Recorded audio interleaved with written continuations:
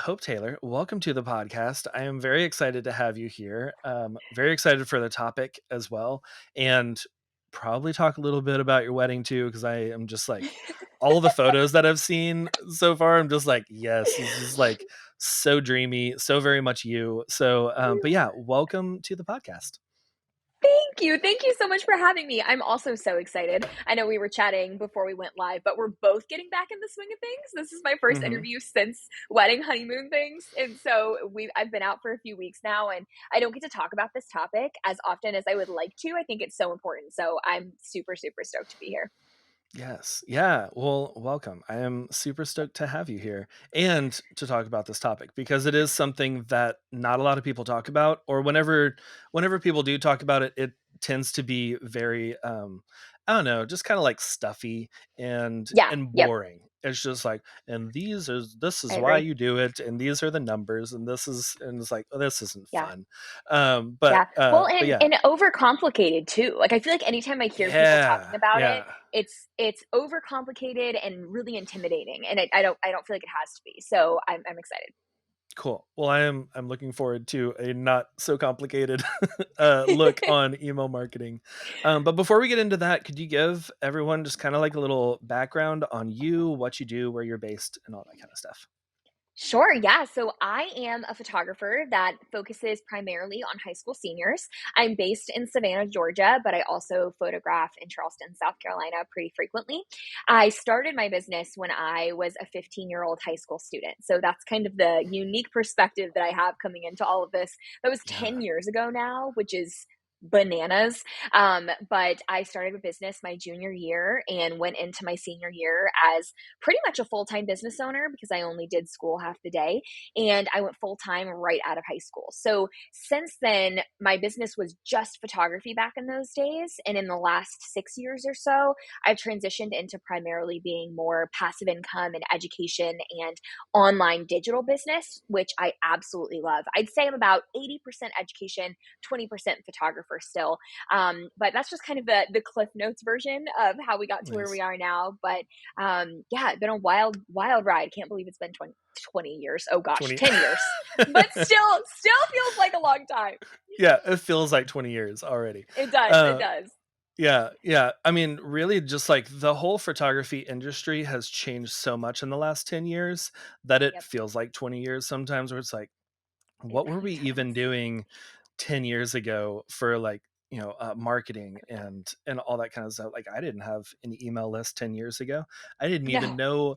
I had never put email and list together in a sentence. But we didn't even yeah. have Instagram stories. I mean, like we No. we had Oh yeah, nothing. that was we had to go on Snapchat for all of that. Oh yeah. Oh yeah. Yeah. How is it like, so I also started a business when I was 15, not photography. Um Love that. but yeah, it was fun. My brother and I and one of our good friends, we started a t-shirt screen printing business because we kept being like, why isn't this a shirt? I want to wear this as a shirt. And Love then it.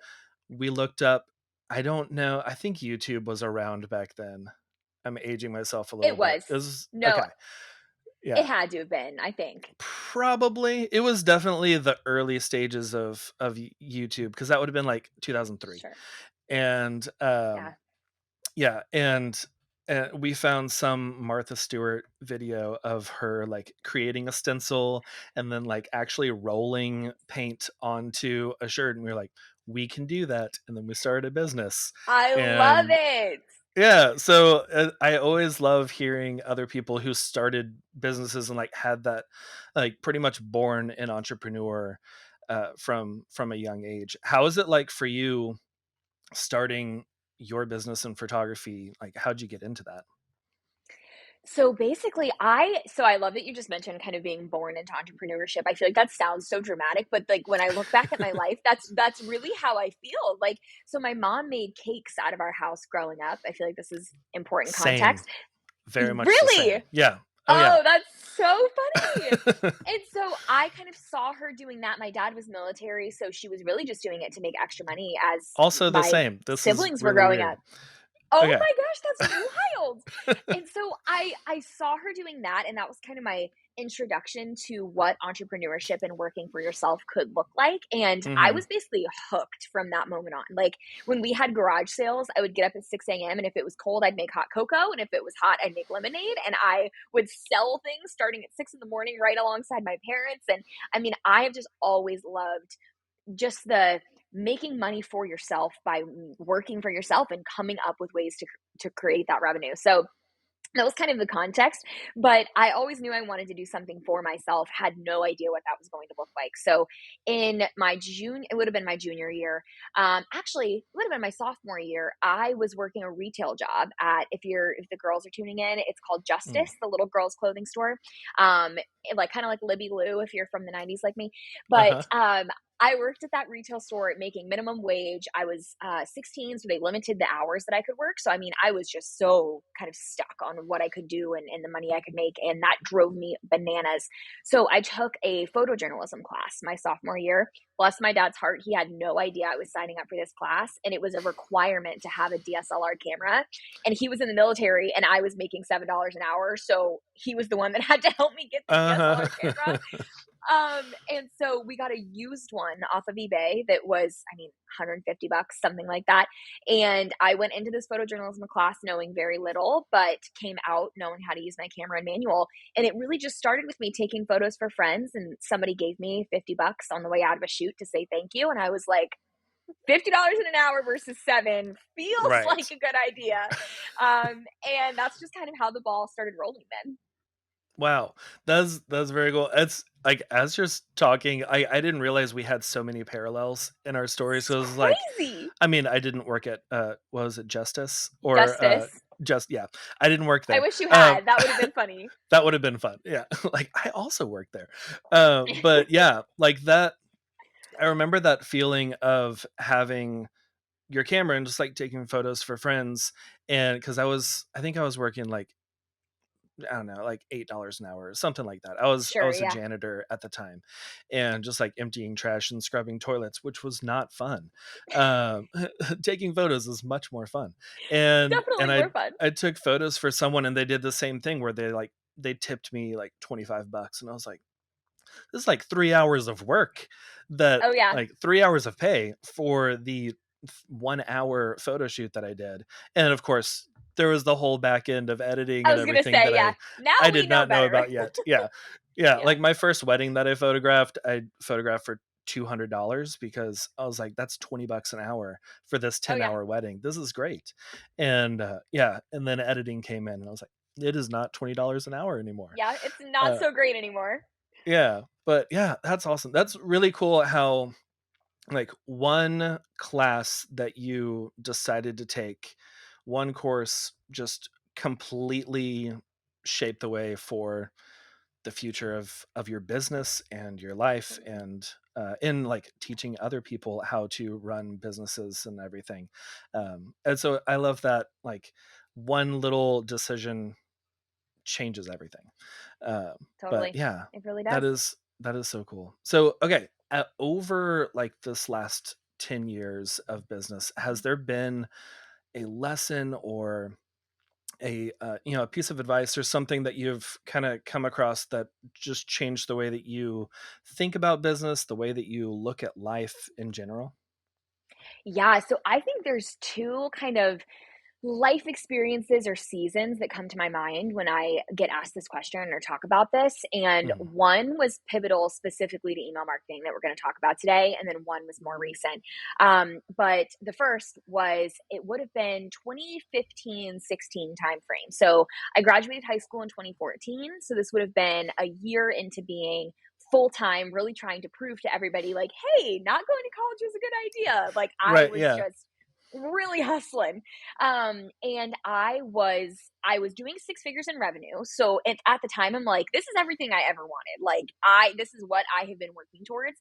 But on the inside, I was so beyond burnt out, drained, exhausted. And what a lot of people actually didn't know is I was putting myself in the hospital because of the stress I was putting my body under. Like, Mm, they thought I had an autoimmune disorder. Like, I was so unbelievably drained. I was shooting 7 or 8 times a week, like multiple sessions a day, but I was also doing workshops and kind of getting the ball rolling on this education side of my business. And I was just burning the midnight oil and pouring from an empty cup in like the most intense way you can think of. I was exhausted. And I just remember I was at my parents' house and my mom and I were watching Gossip Girl in the basement, and nice. I just had like just this meltdown of like something has to change. This is what I thought I wanted, but it's not sustainable. I'm exhausted.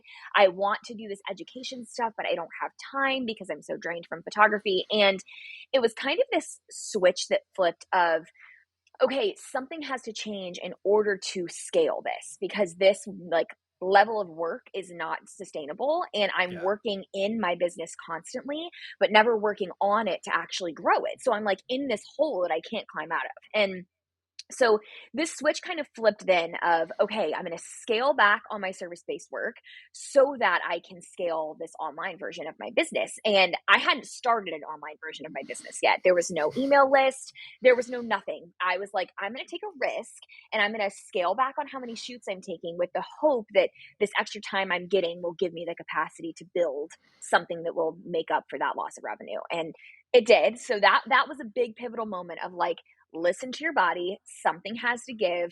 We're going to scale back in one area to scale up in another. And that is really where that's when my email list started. That's when I began selling courses and doing what I do now, really. So that was kind of pivotal moment number one. Pivotal number two was about 2 years ago when my sister's health has been suffering a little bit. She's talked about it online, actually. She has epilepsy, and Mhm. it's just put a lot into perspective for me in terms of how important work actually is and what actually matters.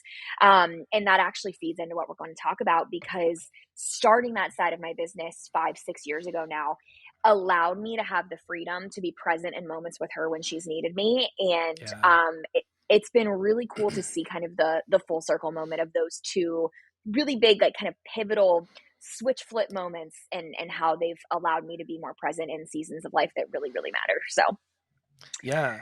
Yeah, and that's like I feel like that is like that health tends to do that a lot where it's because I ran into the same thing where I was just running yeah. myself into the ground because Oh yeah. I hit that six figure mark and it's like I've got to keep this up now. I can't be the Yeah. photographer that got to six figures and then went back down to like 70K. Like Sure. I've got to Yeah. keep this up and also like providing for the family and all of that. Of You know, course. Yeah. we we've got 3 kids, and I think at that time we had two, and our third was on the way. And I was like, Yeah. I've gotta keep going, and really just ran myself into the ground. And it was a similar kind of awakening of I can't keep doing this. I can't scale. Like this Yeah. is already I'm past the limit of what I can physically do for this business. Right. So if I want to move forward, something has to change. And 100%. I- I feel like that happens to a lot of people, and that's so good that you're like open about that, speaking about that, so that other people, the listeners today, they can hear that story and then be like, I don't have to get to that point. I don't have to run myself to where I'm going to the hospital because my body is shutting down. Yeah. But they can start to see the signs and be like, oh, I can put this into place to where I can shift, either shifting into education, like you, or like with me, where I was like, I can't keep charging this amount for a Of wedding. course. Yeah. I've gotta, I was shooting like, 40 something weddings in a year, and that takes a lot on you, Oh, on it your body. absolutely does. Yeah. Yeah. And I think for anybody listening too that maybe feels like they've hit that point and Mm, they haven't given themselves the permission or the freedom to scale back somewhere or make a change, I think that I wish that somebody had like pointed me out and been like, you don't have to keep that up. Like, just because your business is doing well and you're making money doesn't necessarily mean that you have to just stay there and like plateau at this level of exhaustion. Like, you have options. And I wish somebody had just like sat me down and said that to me back then. So, no matter what Yes. season you're in, I think there'll be takeaways from this conversation. But if you're at that point, you're allowed to make a change. You're allowed to scale back a little bit, and it can lead to growth and not a decrease in revenue, like you were mentioning, that fear that we all have when we hit that point. Yeah. Yeah, it's like, okay, I gotta scale back, and then that's going to mean I have to scale back in my Right. revenue, and I have to scale back on everything, and that's always scary. And we have a Sure. comment from Laura. She was saying, well, first, yes, yes, yes. Just so many yeses. Hope. She says something has to give. I've been at this pivotal moment for a while, but I have felt stuck or unsure of what decision or what direction to take. Do you have Yeah. any maybe like Yeah. some pointers on how to figure out what decision or what direction you got to go? Yeah, so I think for me, the direction that I went was the passive income kind of digital marketing space. I think that for Mm, any small business owner, that is a really smart angle to explore, no matter what it looks like for you. It doesn't have to be education. I think that's the biggest misconception people have, is that if you're going to scale your photography business, it has to be through education. Or if you're going to right. have passive income, you have to be a teacher. That's not true. I am an example of that, but there are so many examples of other ways to do this. So I think step one is just determining what needs to give. Is it that you need to be shooting less? Because then all you have to do is raise your prices, take on a little bit less work. That's an awesome starting point. If you are somebody that has a different side of your business that you want to explore, whether it's education or passive revenue, or I feel like some people are serial entrepreneurs and they have 10 ideas of things they want to start, but they just Yeah. don't have the time. What that looks like on a very like tangible level for me is, so I'm known for high school senior portraits. That's what I photograph full time now. But back then, I knew that I had to have a break somewhere. There had to be some time that I got back in order to create this new side of my business. So what I did is I just very quietly behind the scenes, never announced it. Nobody ever knew it. But if I got a senior inquiry, I just responded with, "I'm so sorry I'm not available. Here are some references." And I did that for a full year. And so nobody really knew that I wasn't taking on senior sessions. I never posted like, "I'm done shooting seniors." I Right. just very quietly stopped taking them, still posted them from previous years so that I didn't lose the momentum of being in that market, because I knew I wanted to pick it back up someday. But it freed up my time in a huge way. So now I was focusing my money was coming in from my weddings and my workshops that I was doing. And it gave me the time and the capacity to kind of build this other side of my business. So if you have another side of your business you want to explore, you just need some time in order to do that. You can scale back in a way that doesn't lose your momentum. And that's exactly Mm, what I did. yes, I think that is such a important part of it, and something that people don't really think about is Mhm. like, okay, I'm shifting out of seniors now. I'm wanting to do something different with my business. No more posting seniors. I'm gonna Yep. change my entire Instagram page and all of that. But like, yeah, that just kills your momentum. And then if you do plan to pick that up, or maybe the serial entrepreneur thing, as serial entrepreneurs, not everything is going to work out. You might go Right. into something for a year or two and then just be like, yeah, this isn't what I thought it was going to be, or the market's not there, or many other factors that you shut down that business and you come back. And if you hadn't been posting regularly of what you were doing, then there's no momentum, like you said, and then you don't have those inquiries constantly coming in. Because also, by you still receiving all those inquiries, you're like feeding those out to all your friends too, and just be Mhm. like, "Oh That's yeah, go exactly check what out I was this senior doing. photographer." Yeah, and Yeah. like that's helping build a network and community and all of that, which is amazing. I love networking community. But Oh, yeah, yeah. that's a really great word of advice there. Okay, Hope. I know we're talking about email marketing. Yeah. How can we like start an email list? Because like you said earlier, it seems kind of daunting, and people are It always does. like explaining it in ways that are just like, I don't even know. I am lost from the first thing that you said, so I definitely can't Yeah. start an email list. What how can someone, like, start an email list today, and why is that important to do so? Yeah, so I completely agree with you that I think that people they kind of I feel like they talk about it in 2 different ways. It's like super technical and statistic based, like, "Here's all Uh-huh. the reasons it's important. Here's all these technical terms that you might not know, but I'm gonna throw them at you anyway." Or it's overcomplicated in the fact that they tell you 10 different ways that you could do it, and then you're like, "Well, I don't wanna figure out which one of those 10 makes sense for me, so we're Yeah. just like, we're not gonna do that." And so that's how I felt kind of going into it. So rewind back to that conversation about that kind of pivotal meltdown with Gossip Girl in my parents' basement, like I knew something had to give in terms of me running on that hamster wheel because I wasn't just burnt out and exhausted from the shoots I was doing. I was burnt out and exhausted because the only way I was booking those shoots was if I was posting on Instagram, posting on Facebook, posting on Pinterest, sharing on my blog, pushing that blog post out on all of my social media platforms. Twitter Mhm. was still a thing, Snapchat was a thing, and scheduling your posts in advance, like those programs weren't really out yet. Like you were actively having to do a lot of that. And Yeah. so that was the part to me that I was like, there has to be a way to streamline this.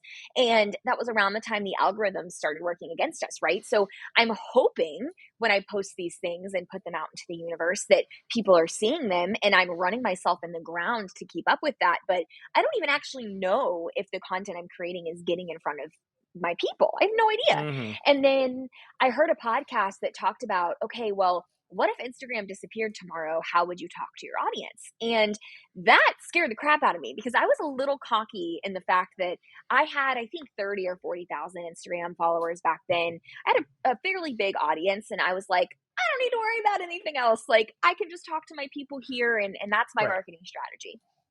But it scared me to think, okay, well, if Instagram glitched, if I got locked out or my account got stolen or, something horrible happened, I don't have a way to talk to my people. So that was kind of the shift for me mentally where I was like, okay, I want to streamline this and I also don't want to have to worry about third-party people being in charge of how I market and how I talk to my audience. So Yeah. what I did to start, I think a lot of people start their email list and they just have a thing on their website that says, sign up for my email list here and get my newsletter. Mhm. And that's great. It's a great thing to have. It's not a bad thing to have that, but it doesn't really tell your audience what they can expect. And it's not super enticing. Like giving someone your email address, that's prime real estate right there. I'm not going to give you my email address just because you tell me to. I want No. something of value to trade, right? So basically, in order to start an email list from a high level, all you have to do is offer your customers something that they find valuable in exchange for their email address. That's really all it is. That can be so many different things. It can be if you're an educator like I am, maybe you give a checklist of the camera gear that you use at your sessions. And to get that, they put in their email and you send it to them on their email. Now they're on your email list. It is that simple. Just exchanging some form of value for your customer's email address. For me back then, that was actually just starting a wait list for my workshops. That's all it was. Like, hey, I have a workshop coming up. If you want to be notified first, drop your email here. That's value. They want to be notified first. Yeah. And then it has scaled to being videos and webinars and all of these crazy things. But all you have to do to start is just have something valuable that you give your audience in exchange for their email address. Yes, I think that is so good because oftentimes you get that, like, that pop-up that's just like, "Hey, join my email list to be the first to know of all the new things." It's like, I mean, that's cool, but I don't really know you yet. Why do I Right. wanna be the first to know? I don't even know what I'm gonna know. And Exactly. yeah, having that, like, very straightforward and clear, "Hey, this is something that I know is gonna be of value to you for your email address," because, like, my inbox is a sacred place. I don't just give that out to everyone. I have, like, my Exactly. trash email that I'll just sign up for things, Of and I'm like, course. like, all the different food places that are like, "If you sign up now, you get 20% off your order." I'm like, "Sure, yeah, here you Yeah, go. I'd Here's" love to. yeah, and then I'm never gonna check this email. Yep, But, like, the one that I check, the one that is, well, one, my business email is also very sacred, but my personal email, I'm like, I'm not just gonna give that out to anyone, But if you do have something that I deem valuable, yes, I will give it to you Absolutely. in exchange for that. So yeah, I think that is so good, and like putting yourself in the shoes of your target client of what do they find valuable? Is it that Yeah. checklist for the gear? Is it a like a webinar that you did a year ago that you have a replay up and sure they could probably find it somewhere online if they searched, but you can be like, hey, check out this webinar that I did. You can get it for free if you put in Yeah. your email address. Yeah, Yeah. and I think the biggest thing that I hear back specifically from photographers is, "Okay, but how does that apply to me?" Because I know you and I both give, like, kind of education-based examples, but I have so many friends that use this specifically in their photography business. An example that comes to my mind, if you photograph seniors like me, is having a shopping guide, like a class of 2024 shopping guide, and it's all of your favorite stores to shop online for your senior pictures, but you just Mhm. put them all together in a list, and people value their time like no other, especially with how fast moving the digital world is these days. If Yes, you can yes. save them time by collecting all of the best places to shop in one place and even level it up one step and use Amazon affiliate links to link all of your favorite outfits on Amazon, now you're making money off of a freebie and you're getting people on your email list.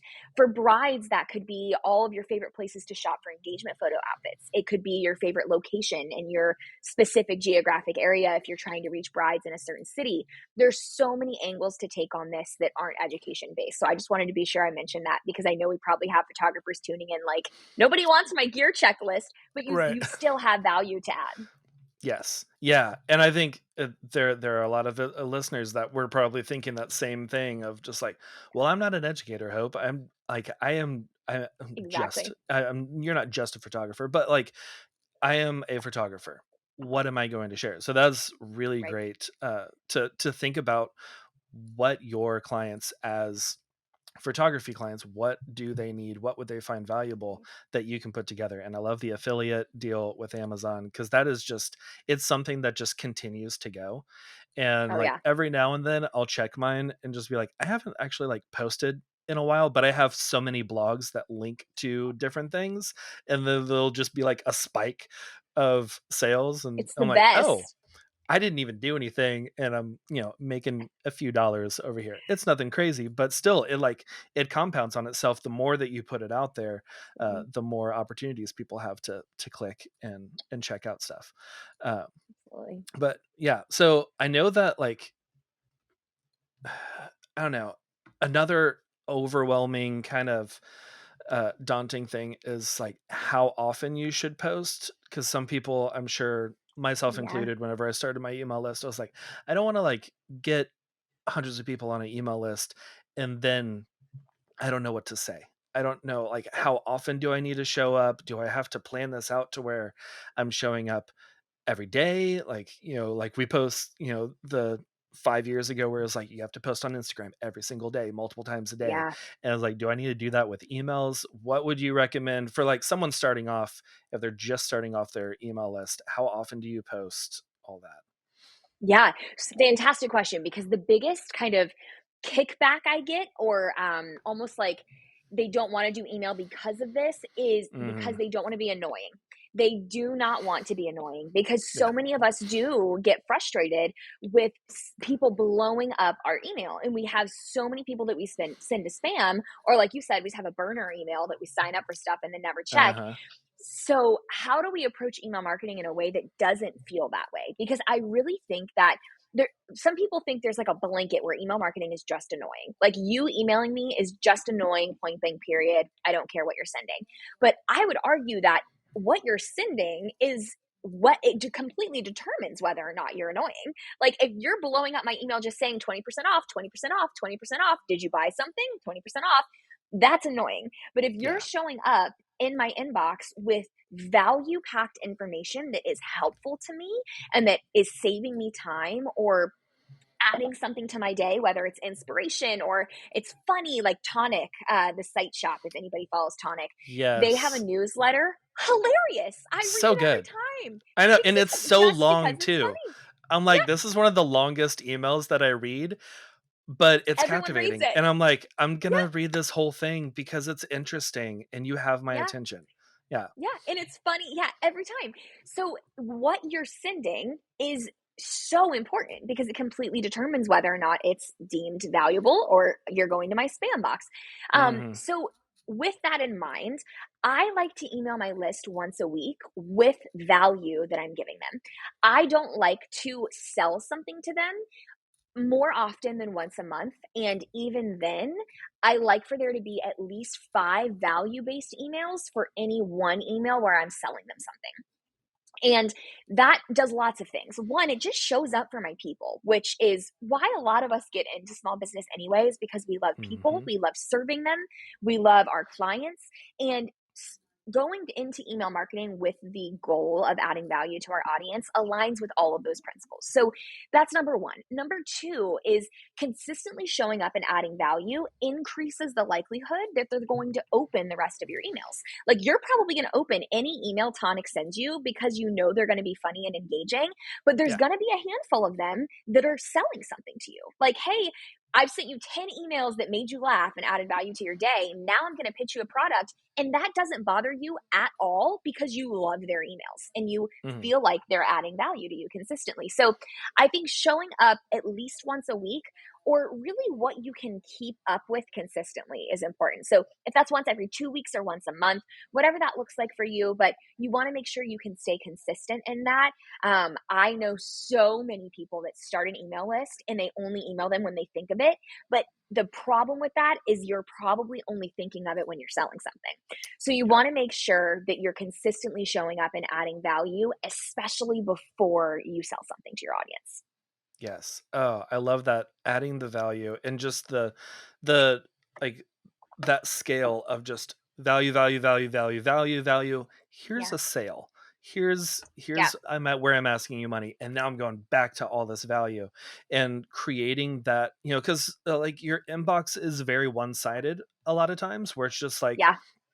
you think of most of the emails that you get, they are that like, hey, 20% off sale, or hey, we're doing this. Sure. I'm getting ready for my spring minis and that kind of stuff. And then you're not always going to open those, but if you do provide value, then you're creating that, like you said, that just like system almost, uh Totally. where you're not even thinking about it. You're just like, "Oh, yeah, hope send me another email." This is Yep. always filled with, like, a freebie or, some Yeah. sort of value or some insight that she got from just, like, living life and was like, "I'm gonna share this to my email Yep. list today." And that kind Yeah. of value, there's always something valuable. So whenever you do open it up and it is a, "Hey, I'm getting my fall minis together. This is gonna be the date if you wanna get on the wait list." It's like, oh, yeah, well, I'm gonna do that, of course, because Yeah. she's offered so much value, like, I want to work with you now. Right.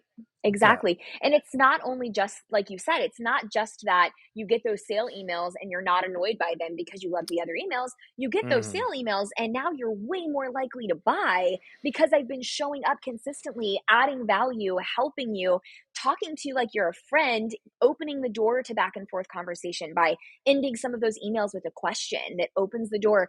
I'm building a relationship and a reputation of valuable content, so when I give you an opportunity to buy, not only are you not going to unsubscribe and you're not going to find it annoying, you're way more likely to actually invest your dollars in somebody that's shown up for you consistently. Yes. Yes. And that, I mean, that is great. That's what we all want, is Yeah, that ability to bring in more leads and to bring in people that wanna work with you because they have that sure. connection with you because of the value that you've already shared. Yeah, And yeah, absolutely. I think that is great. One more thing that I think that maybe some of the listeners, especially photographers that aren't like maybe in the family scene, or even like with senior photographers where it's like, "Oh yeah, well, I photographed the oldest child, so now I know there's 4 others coming up. They'll probably hire me, Sure. so I wanna have them on my list." But people like, wedding photographers that are just like, this is a one-time client. They are probably Yep. not coming back to have me photograph their second wedding. Um, but which I did.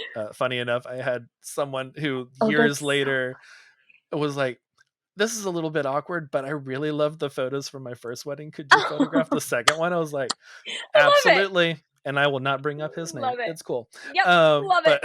But but like for people who might be thinking, I don't really have a repeat client business, Mhm. how can they use that email list? Or is that just something that they're thinking, but they actually might actually have repeat clients? What would you say Yeah. to that? So I would say let's talk specifically weddings because I do think that's kind of a unique niche in the fact that you are only going to work with them one time. Yeah. And like with even with seniors, like you can work with siblings. You can there's angles there. But let's talk about weddings because I feel like that's a toughie. In my mind, there's two angles you can take. You can also do both. Angle one is what we kind of already talked about, where whether or not they book you as their photographer, you can send them value based emails that also give you an affiliate kickback. So, Mm, whether that is you including Amazon affiliate links for products that you love leading up to a wedding, or maybe you partner with an amazing company for your detail, like your flat lay backdrops, and you can sell those to your brides in their inbox, but get a major kickback because you have a relationship with that company. Same thing, even things like Rothy shoes. I was talking to one of my mastermind students yesterday, and she was saying she has an email that pitches those shoes as a perfect shoe for your honeymoon to spend a lot of time on your feet. And then she gets a yeah. kickback from those. And that already has an affiliate system built in. Same thing with HelloFresh or Home Chef. You can make revenue off of being an affiliate for value packed emails that just kick back some money to you based on links to products and services that you already use and love. So that's kind of angle one is some affiliate revenue based on recommendations to brides. Angle two that applies to any photographer is using email marketing to automate your print and product sales. Because I don't do in person print and product sales. I never have. I've never desired to. But Hmm. I have an email funnel after a session that I just drop my clients into once I deliver their gallery that really it kind of adds value, shows them like print and product displays in my house, links my favorite frames from IKEA that I get an affiliate kickback on, but also gives them a time sensitive coupon code to use on their prints and products. And them showing up consistently in their inbox to remind them of that jacks up the average print and product sale that I have. And it's auto fulfilled through my online gallery. It creates no extra work for me. I type those emails one time, I drop their email in there. They get value packed emails from me and a time sensitive offer that increases my print and product sales drastically. And it was work that I did one time to type up those emails. Yes. I love that. It's so good because that is something that a lot of us, we don't like IPS, we don't like the in-person sales. It's just, Right. it's not my personality. I don't, maybe you don't have time to just like sit Sure. with every single client and walk Right. through their gallery and like, this would look great as, 16 by 20 over your couch and all that kind of Right. stuff. But having that where you spend time one time to write out Mhm. these emails in there's something that I forget who it was. I've heard it from multiple people, but it's like um automations, you are using your like the highest self, your person who's like on today, because we've Mhm. all responded to emails whenever we're on and it's just like it's flowing, everything is great. And we've Yep. also been responding to emails where it's just like, oh, my brain is not working today. I can't, whatever. Yes. Here's just the here. But you're like with that automation where you, as someone who was on that day writing all Mhm. those that email copy, then that automation is like the highest hope going every single day, Yeah. instead of having to do that with wherever you're feeling that day. And yeah, that I think that is so great. And print sales is something that is overlooked by a ton of people. I know the first So time many. that I did an automated print sale, I made like $3,000 in a week, and I had maybe sold $600 worth of prints in the last Yeah. year because it wasn't a priority. It wasn't something that I was working on. But those emails were reminders of, hey, you've been thinking about this. Here's some mock-ups, and like this is what you could get, and this is there's even something special about that, you know, that little bit of a discount where it's like, oh well, we wanted to do this anyway, and now we get Right. 10% off. Like we might as well go ahead and No do it. brainer. Yeah. Yeah. And there's even ways to take that a step further. Like I will record video tutorials of how to use your online gallery and order your prints and Mm, products. Film it one time and then it's in this email and now it's automated. yep. I never have to look at it again. And then you can even take it a step further. And now that you've added all of your client emails into an email marketing system, you can remind them before the holidays that maybe you just happen to have a sale on albums as Christmas gifts for your parents or holiday cards that you can send to everybody in your family. You can do those sales more than just right after their session. You can automate that process. So you're bringing in kind of these like influxes of cash or cash injections at other times throughout the year just by sending a mass email to people you've already added to your list. Yes. I love that. This is you've like brought so much great value, just like in all of those emails. You're just bringing all the value today. This is amazing. But yeah, well, thank you Sweet. so much. This has been a really great conversation. I have loved this. I'm definitely going to be updating my email list and changing some things up from just what we've talked about today. Before we kind of wrap up and get to like where people can follow you and all that, there's part of the show that I like to do where we talk about what we're loving. Love And it. this could be uh, anything, a movie, book, whatever. What is something that you've been loving recently? So, Hayden and I are currently watching Silo on Apple Plus, Apple TV, and it is so good. And they do new episodes every Friday, and we're hooked. Okay. Hooked. I saw a clip because that's the one Rashida Jones is in that. Is that right? I think so. Yeah, yeah, yeah. Okay. Where they're like, they're told that they can't go outside or something like from the time Hmm. that they're born. Yeah.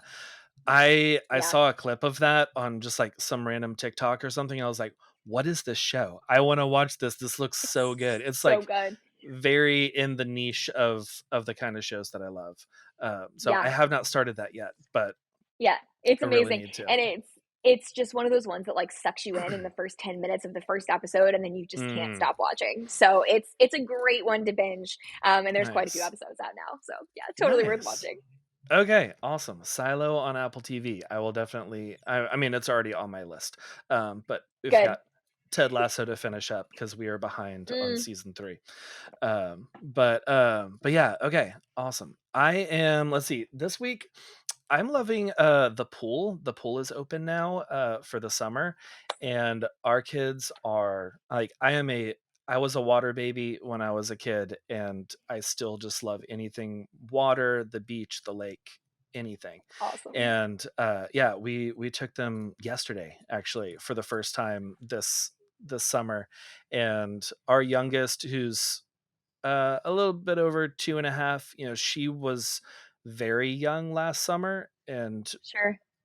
we pretty much just like had to hold her, have like the big floaty thing, and this was her first time of like wearing the full life jacket and Oh, just swimming around, and the whole time she was just like aggressively swimming and just like, yeah, I ah, love and just it. like she was having the best time. We're like, all right, she is definitely a water baby as well. I love it. Oh, that's Yeah. the best. That's like how you know it's the start of summer. It's the best.